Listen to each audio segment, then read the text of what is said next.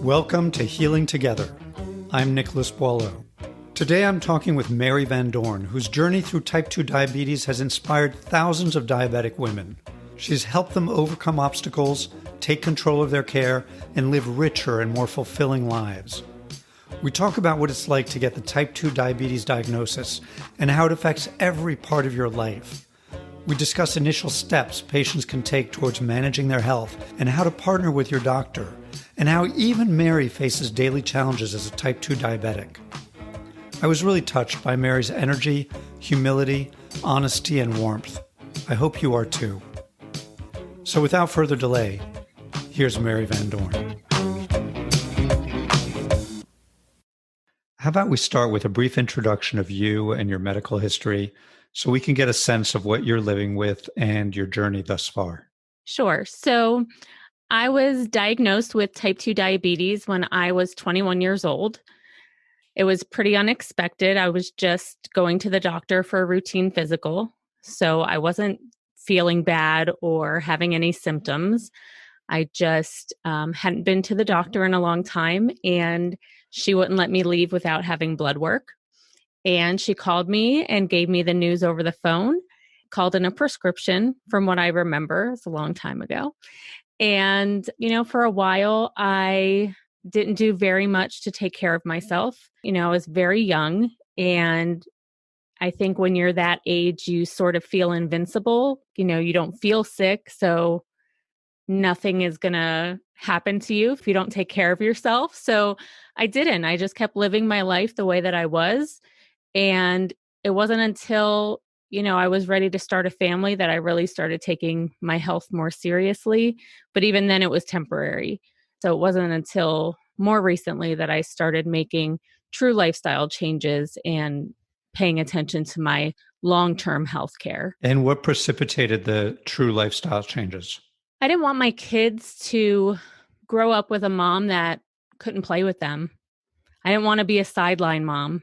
I wanted to be the mom that was playing with them, not just watching them play. I was so tired all the time from my blood sugars being high, from being, overweight. And I just was tired of being tired. And I know that's such a cliche saying, but I just wanted them to be able to look back at their childhood and remember me doing things with them. Can you give some specifics around what that looked like? Like what were your numbers like? How overweight were you? At my highest, I was close to 300 pounds.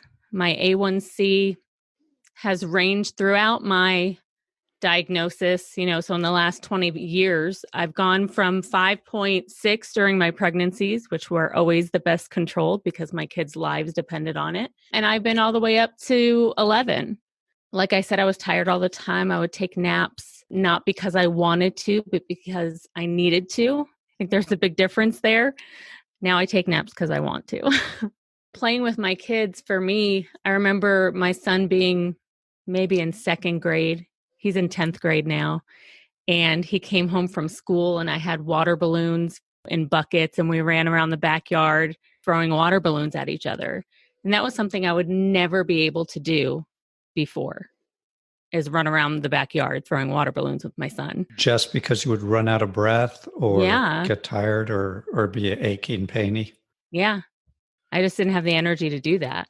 Talk about what brings you from that stage to now where you're leading two groups. And can you talk about those two groups? When I finally decided to get serious about my total health and really hold myself accountable to managing my diabetes, I started looking for help online because I didn't really have peer support.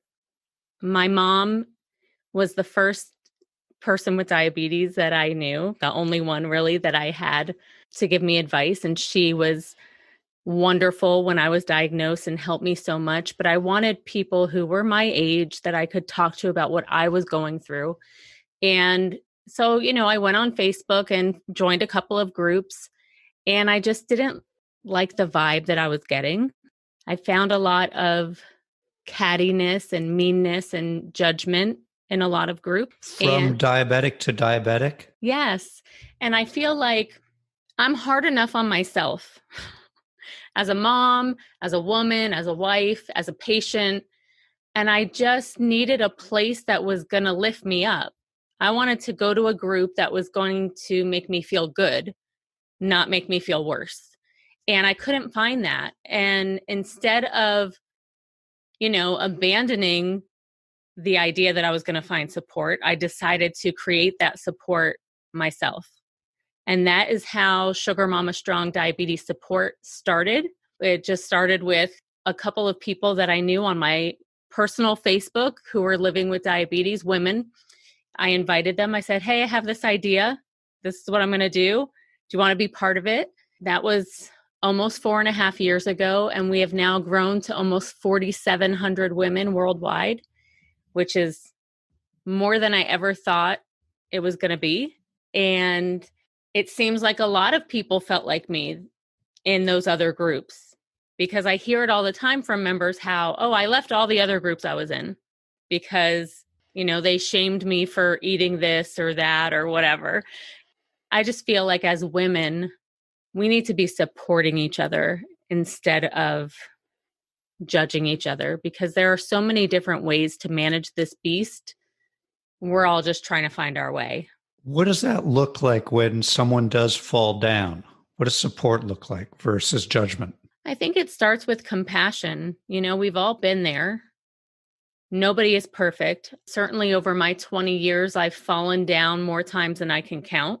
And so in our group, I try to remind members to look at the intention of the post. So I think there's a difference when someone is asking for advice. They're asking a specific question.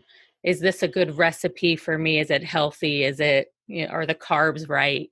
Or if they are venting because they're having a rough day and they need some encouragement.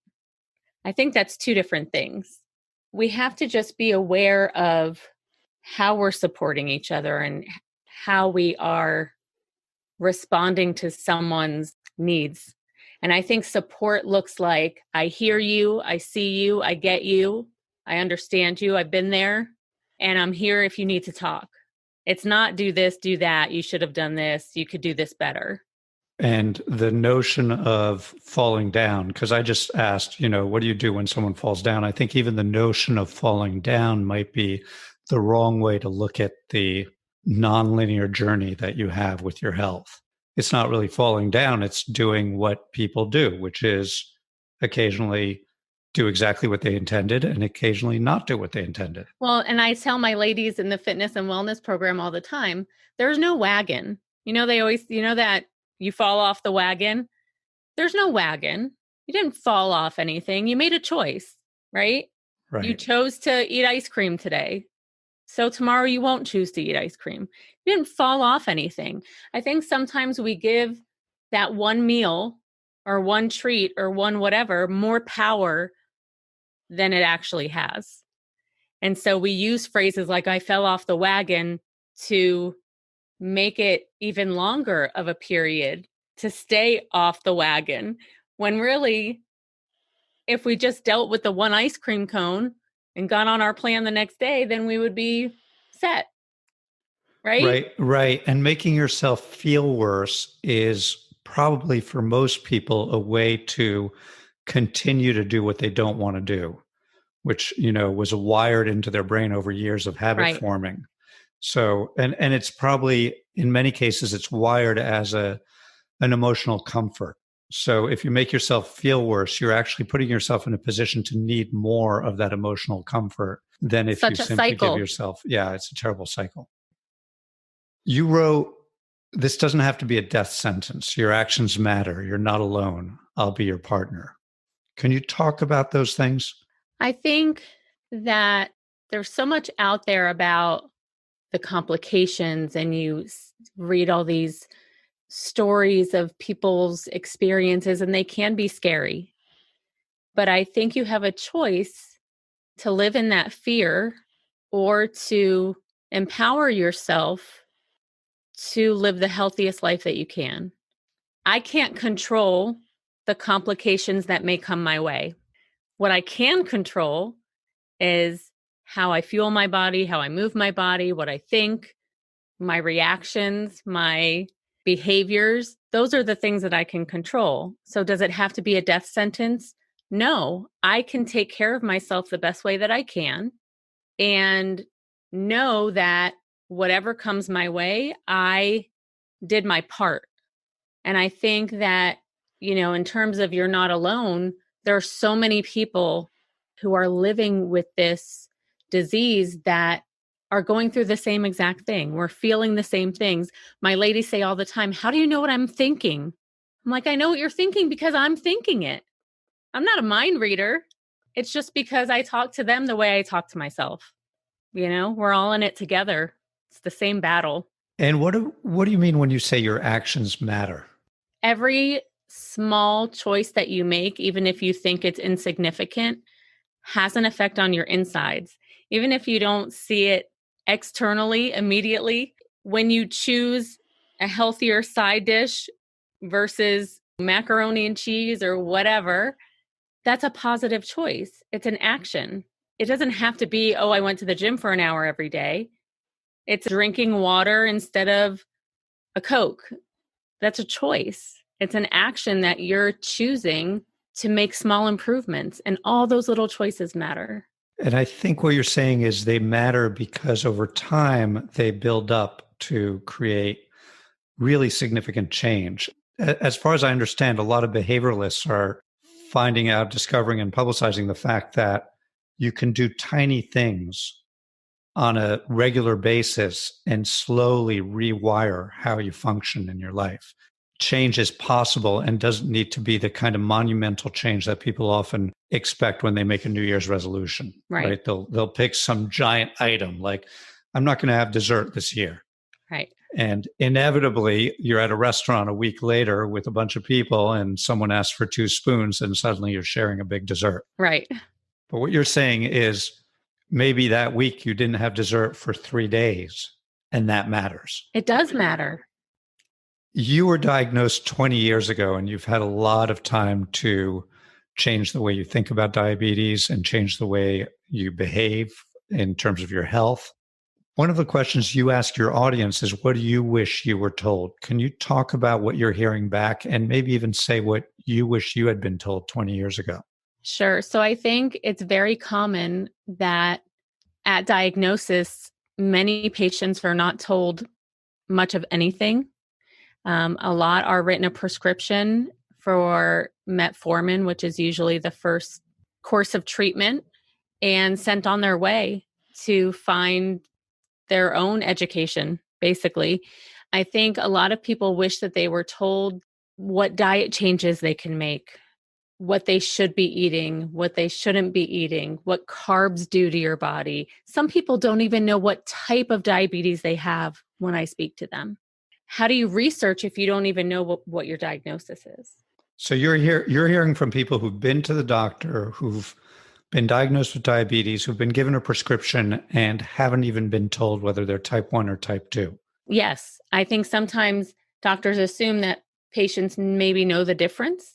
Like if someone tells me they were given metformin, I automatically know they're type 2 because type 1 diabetics are not given metformin. I know that, but not everybody knows that.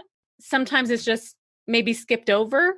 And I think, there's a long time between the initial diagnosis to the diabetic educator to the nutritionist.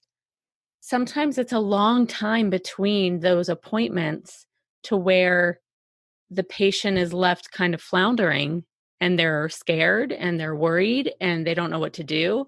Well, so what's a recommendation when you're at the doctor and you've gotten the diagnosis, or maybe even you've come home and now you've come home, you've looked on some Facebook groups, you've found Sugar Mama Strong, you found this conversation, and you're actually someone who doesn't really understand the difference.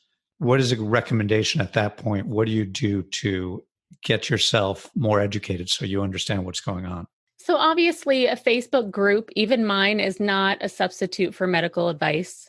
So I would encourage a newly diagnosed member to make a list of questions now that they've gotten the diagnosis, it's sunk in, they're calm, sometimes it can be emotional and so you don't hear everything the doctor is saying.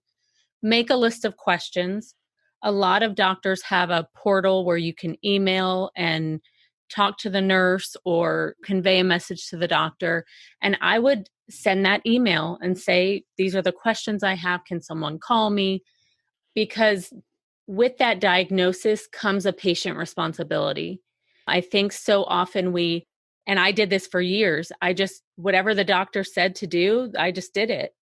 I didn't question it. I didn't do research. I didn't even know what my medicines did or how they worked. Anything the doctor wanted me to do, that I just did it. So you thought of it as a one-way relationship where the doctor tells you what to do and not a partnership with your doctor. Absolutely. And now I know better. And so I would encourage everyone from the beginning to take an active part in your care. If you have those questions, ask them. And if you have a medical team who's not responsive to those questions, maybe you need to shop around to have that relationship, because it really is so important to have a team where you're part of it.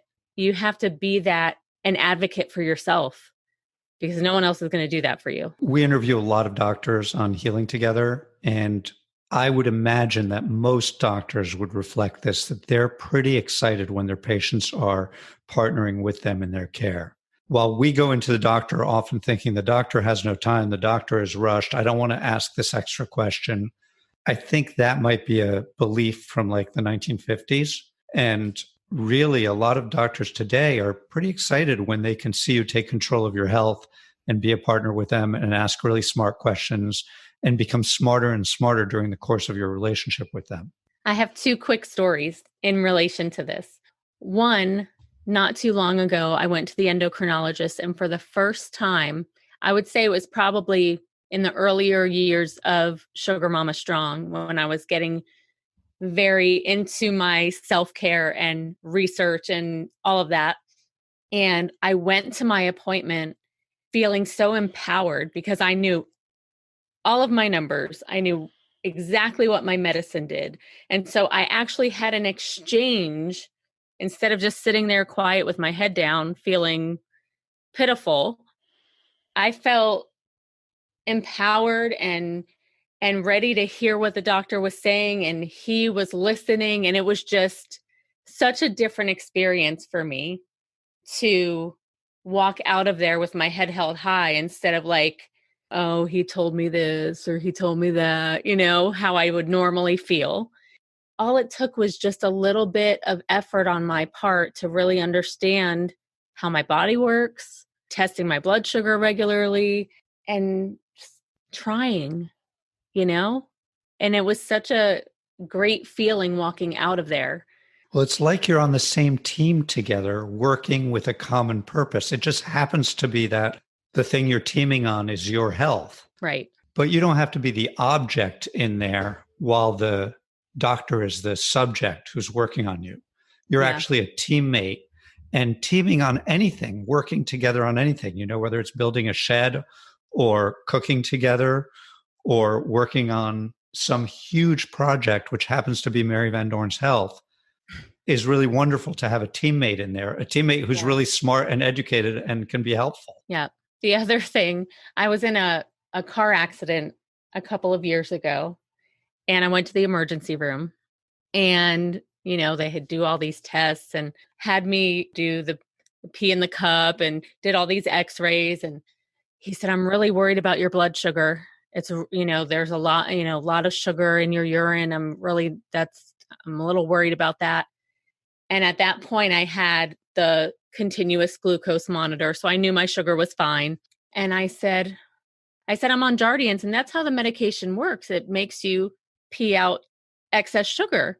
And he was like, he kind of looked at me like, oh, well, okay then. And I showed him my blood sugar, and he was like, okay. And it was just funny because 15 years ago, I would have been like, oh, he's worried about my blood. You know what I mean? I would have just been, I would have been worried about it. And because I knew how my medicine worked and I knew so much more about how my body worked, I was able to educate the doctor. It's not his job in the emergency room to know how every diabetes medication works. So it was just a funny situation where I could share my knowledge with someone. Yeah. And that means so much when we empower ourselves to understand how our bodies work, because it's really true what you said at the end. An ER doctor can be amazingly educated. And I definitely don't want to minimize the education and knowledge doctors have. Absolutely. But they can't know every patient's reaction. They can't know every medicine. It just means that you're going to get better care if you're able to help them understand what you're going through. Right. One of the things psychologists sometimes talk about is systems theory, in terms of the systems around a person that help them either stay in a certain situation or move on to other situations. And systems generally don't like change. So how do you manage the systems that aren't the medical system, your family, your friends, the people who are likely to say, oh, come on, just share a dessert with me, or anything you don't want to do. Maybe you've made that resolution, whether it's a New Year's resolution or just yesterday's resolution. And yet the systems around you aren't used to you being different. How do you manage that? I think that you have to be very clear with your intentions. If your support systems are not supportive, then you have to be very selective in who you're spending your time with. And sometimes that's hard because sometimes it's your own family. And so how do you separate yourself from your own family? Absolutely. And this is something we talk a lot about in the support group and the wellness group, because it's a common challenge. If they're the only diabetic in the house or the only one eating a special meal plan, and their loved ones really love donuts and cookies and whatever, and it's a temptation. So how do you deal with that? A lot of us sometimes feel guilty for asking our loved ones to not bring it in the house or not eat it in front of us or things like that. And it definitely shows you who is willing to give a little to help you on the journey. And it's such a hard thing to say, because you don't want to think, oh, wow, my support system isn't really as supportive as I thought they were. Sometimes it's supportive as long as it doesn't affect them, which is kind of sketchy, right?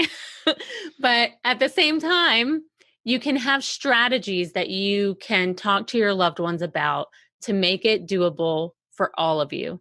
So some of those strategies that we try to do in our house, my kids' snacks, which, we don't buy terribly unhealthy snacks, but they are things that call to me, that if I eat some of them, I'll want to eat all of them. So we have their snacks in the laundry room where I can't see them on the regular, and I keep my stuff in the kitchen. If we're going to really treat ourselves, for example, if I go out for ice cream with my kids, that is something that I do, not every day, but I do go out for a treat with my kids. We do it out of the house. We don't bring it back home. So there's not a gallon of ice cream in my freezer, that I can have every day. Those are strategies that you can do with your family. If they want to go have a piece of cake, or if they want to have something from the bakery, let them go get one. They don't have to go bring a box of it home so that it's staring at you every day. They don't have to completely change their whole life, but they can make little changes like that so that they can still be supportive of your needs also. I would suggest also we can have compassion for them, so that, let's say they're used to watching TV for 2 hours after dinner with you, and you've decided that's your time to exercise because you can't do it any other time.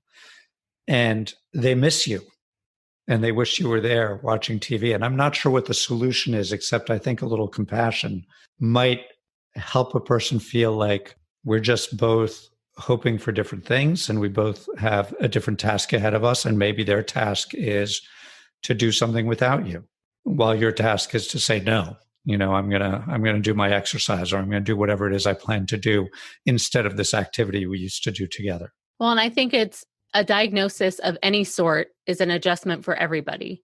And so I think both the patient and their support team, friends, family, whoever, they all have to adjust to it. And I think sometimes as the patients, we forget that they have to adjust to it too. That's right.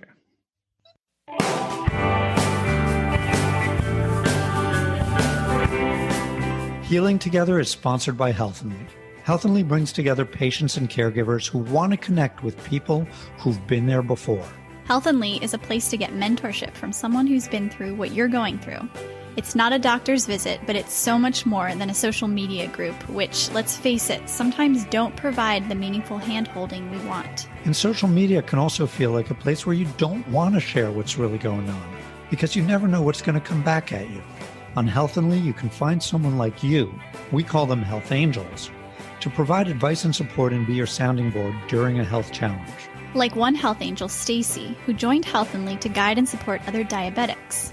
She talks about how great it feels to use her own experience as a diabetic to help other people who are struggling. When you think about it, it's amazing how many of us have real health knowledge that can make a difference for others. And I know when I'm dealing with a health issue, I just want to find someone who's been through the same thing.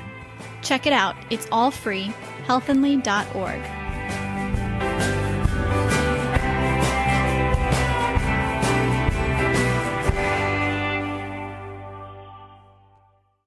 We've got over 30 million people with diabetes in this country, 95% of which are type 2. Could you just give me a sense of why you think we're going through such an epidemic? I'm not a doctor, obviously. I just, work with a few thousand women who are living with this every day. I think those growing numbers reflect that our society is changing. The foods we eat are changing. The amount of activity we get is changing. Our jobs are more sedentary. The foods that we eat that are so readily available to us when we're in a rush, we grab and go, and it's not always the healthiest choices. And I think all of that contributes to an unhealthier lifestyle. And unfortunately, that kind of lifestyle contributes. It's not the only factor, but lifestyle factors do play a large role in the diagnosis of type 2 diabetes. I do believe there is a genetic component, but those lifestyle choices definitely contribute to that a great deal. And I think until we address our nutrition and our activity, we're going to continue to have rising numbers. And what's interesting is for tens of thousands of years, the humans who survived best were the ones who were able to store energy most efficiently.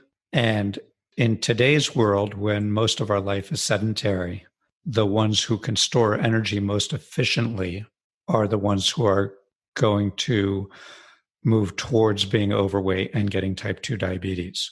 Not that those two things are always conjoined, but I think you're ending up paying for thousands of years of evolution that are no longer playing in your favor, given the foods we eat and the lifestyle we have. Do you ever think about who benefits from having such a huge population of diabetics? Does anyone benefit? Yes. Let me put some color on that, because as a teenager, I started smoking and I really enjoyed it. And the thing that made me overcome my smoking habit, and granted this wouldn't be the same for everyone, was thinking about the fact that I was eventually going to make myself sick and that someone was getting rich off my doing that. And that just, for whatever reason, that little bit of resentment pushed me over the edge into not buying cigarettes anymore. I get that. And there's a lot of, obviously right now, insulin cost is a big hot topic, right? And medication costs. And, we see it every day in the group, women who can't afford their medications, can't afford their insulin or their supplies. And it's heartbreaking. And so do I think people are getting rich off sick people? Absolutely. And I also think of the people producing really non-nutritious food with amazing flavor that just calls out to us and yet does not help us on a biological level to be well. Right. Well, and those foods also have these addictive properties to them. And I'm not making a joke here, but there are foods that I think it was the Doritos commercial years ago that said you can't eat just one. You really can't. It's, psychologically, you can't eat just one. And I think when you can go order off the dollar menu at every fast food place, but a salad costs $12, it's frustrating for those people that, number one, can't afford their medicine, let alone shopping for these quality ingredients that they know they should be eating. They know that they should be eating differently. But how do you choose between your life-saving medication and your grocery budget? Trying to balance it all is a frustration for a lot of people. Absolutely. These are really hard topics, and the addictive property of food is a really hard topic too, because we have no trouble regulating certain substances. We now have scientifically engineered foods created by big companies with incredible scientists working for them. And we haven't yet, I think, as a culture, figured out how to balance that with, is this actually an engineered thing? Do we regulate it? Don't we regulate it? How much choice do people actually have in here? And often those foods are really cheap too. So they're not only addictive, but they're accessible to everyone. Can you talk about if and how diabetes has changed your life for the better? Because I think sometimes we talk about these illnesses or conditions as all negative, but often there are silver linings. And we definitely talk about how your diabetes has changed your life for the worse. What's been good about it? So I think to talk about the good, I also need to talk about the challenges, because they brought me to the good. So of course the challenges are you have to watch what you eat and check your blood sugar and all that self-care stuff. But for me, it was those self-care things, the exercise, the nutrition, getting enough rest, taking my medications, going to the doctor. Those things completely changed my life for the better. So doing the challenging things changed my life in such a way that I am a better mom. I'm a better wife. I'm a better friend. I'm a better daughter. Why? Because I'm present. I have energy. I have drive. I'm a better leader. I'm more compassionate. I don't think that I would be the woman that I am today without my diagnosis. And I don't know that I would have lost 100 pounds and accomplished the things in my life that I'm so proud of had I not had this battle with diabetes to fight. Plain and simple. So some of the proudest moments of my life, my triathlon, my black belt, all those, medals that I have hanging in my office from races I've completed, I don't know that I would have done all those things. It sounds like doing hard things is actually one of the ways to become a better person. And to know, A, that things are hard, which can raise your compassion level for other people. And then also to know that you're very capable and to gain self-confidence in your own capabilities. And inevitably, I would think that leads to more enjoyment of life. I think when you can set a goal for yourself and see it through, even the smallest one, drinking 32 ounces of water every day, it's not a huge goal. It's 4 glasses. But say you're going to do that for a week and you do it, that's one goal. You can make that check mark and feel good. It makes you feel empowered to set another goal and then set another goal. And that's what sets the wheels in motion. And then you're running a 5K and you're like, who is this person? Success totally builds on itself. Absolutely. Creates that momentum. There's a wonderful little TED talk by a military commander, and I can't remember his rank, but he's giving a graduation speech. And he talks about making his bed every morning and how starting the day with one success makes all the difference. And I totally buy that. Like, small successes build on each other. And you're right. A glass of water every few hours, 32 ounces a day, not a huge goal, but to go to bed at night thinking, well, I met my goal. I set a goal and I met it. You're just going to build on that. One of the first things I do with every new member in the fitness and wellness group, We have a one-on-one call and we set one goal. I ask them, what is the most challenging part of your fitness, wellness, diabetes, self-care journey to stay consistent with? Because we're going to build that one habit first, because it's going to get all your attention. Before we add anything to it, we're going to do that one thing first. And so we set that one goal because I want to give you your gold star. You need that win, right? So is it taking your medicine, checking your blood sugar, exercising, drinking water? And all you have to ask yourself, did I have a successful day? Did I do my one thing that I said I was going to do? And that's how we start every person's journey in my group, is setting that one thing that they're going to do. Mary, you've got a lot of followers and subscribers. Can you talk about some of their successes that have made you really happy you're doing this? They all make me happy. All their successes make me happy.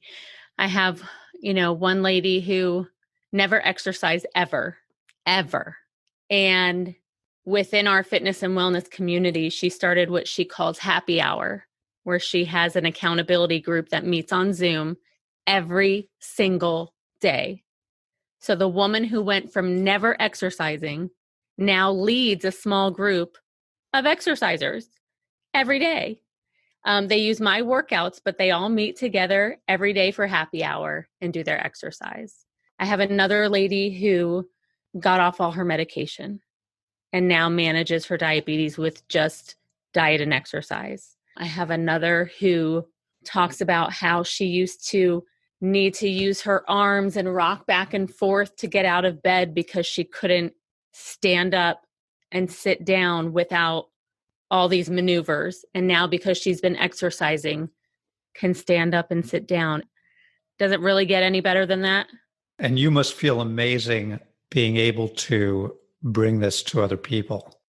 I think there's a flip side here, which is, as someone who's inspiring a lot of people, sometimes we look at our inspirational figures and we stop understanding that things are hard for them. Can you talk a little bit about what's hard for you, or is it all easy at this point? It is not all easy. I've become much better at managing, but I am still challenged every day. There are still things that are hard for me every day. Mostly my nutrition is my battle. Exercise is my profession, so that part is easy for me. But food will always be my struggle forever. I tell my ladies all the time, I can undo a good day with a box of Cinnamon Toast Crunch. Give me 5 minutes and a spoon, and it's done. So, I definitely have my triggers. But I think one of the things that the Sugar Mama Strong community and the fitness and wellness group appreciate is that I am always very real, open, and honest with them about my struggles. Less than a year ago, my A1C rose to 9 point something. Here I am, the leader of the group, and my numbers were elevated. Why? Stress. I abandoned my self-care to throw myself into others. No excuse, really. I didn't make the best choices. But recently, I'm back under 7. This journey is not a straight line like we talked about earlier. And I think it's important as the leader that I'm transparent and show, look, I'm human. I'm far from perfect.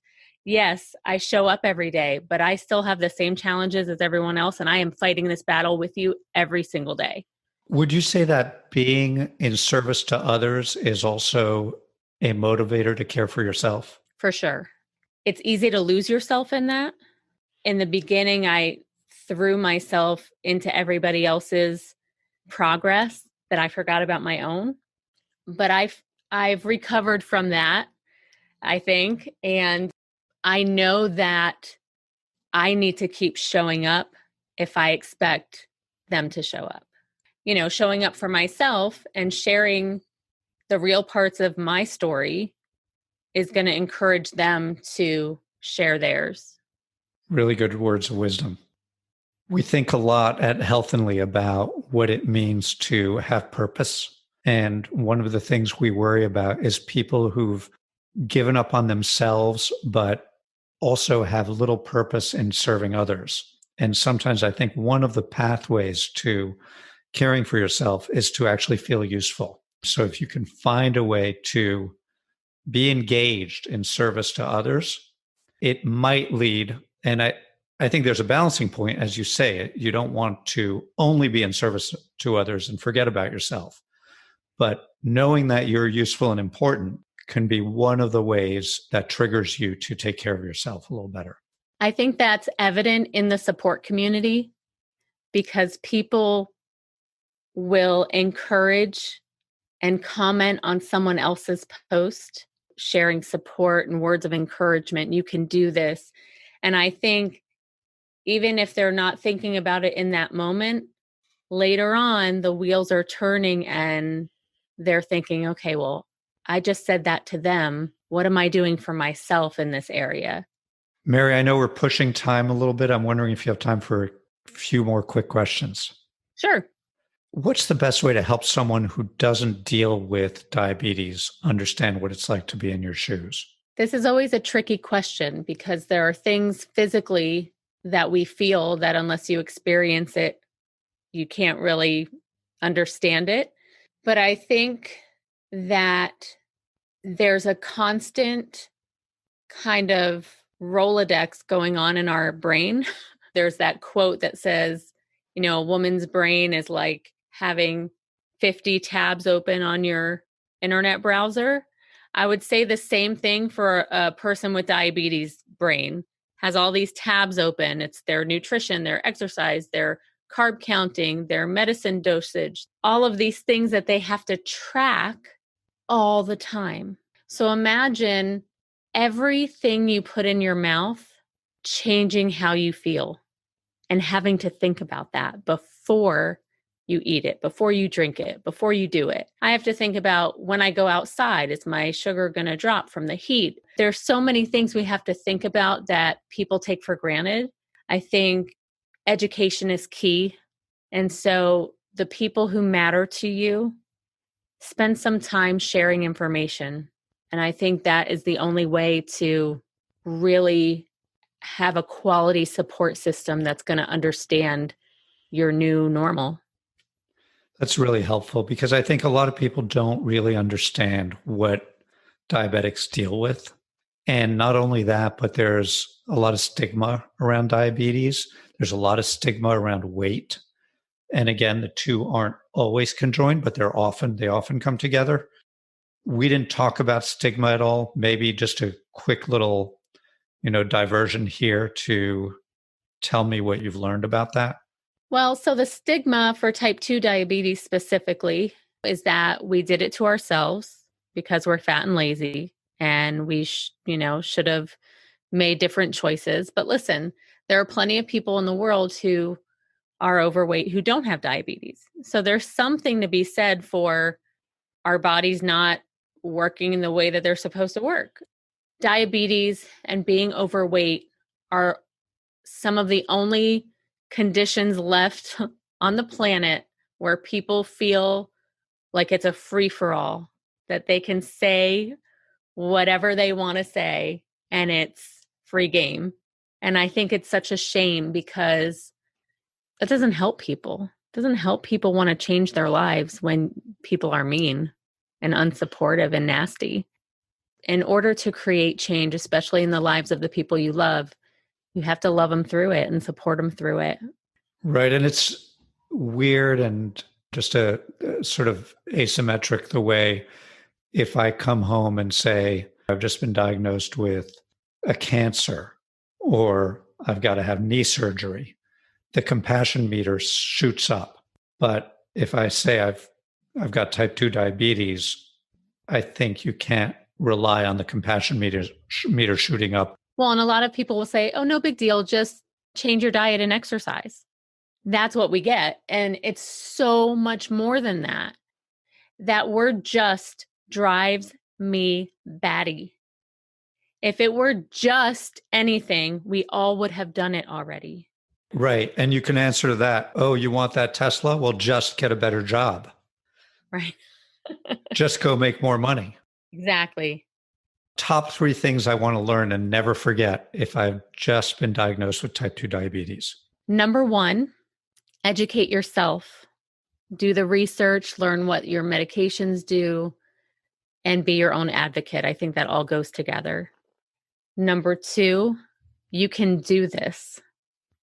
Period. You can. Number 3, I think communicating with your loved ones.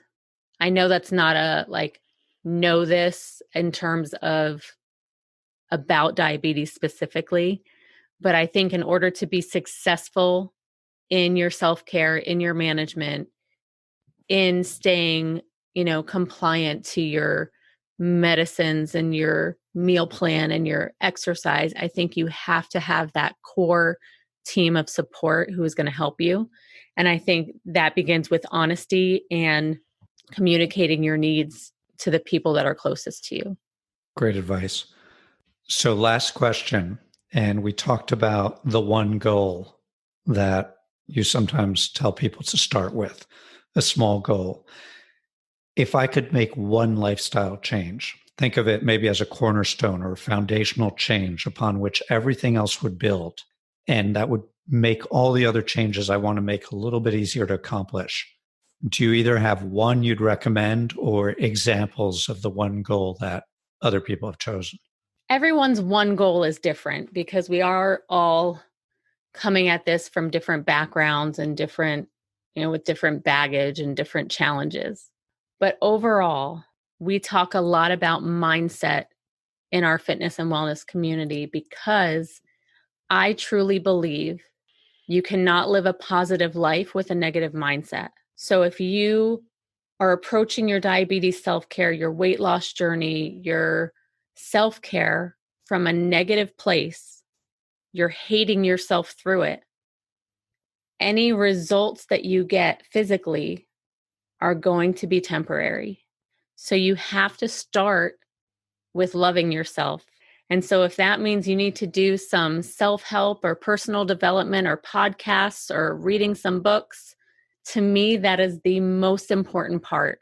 Because if we don't address what's going on between our ears, like I said, any of those results, we're just going to end up back at square one.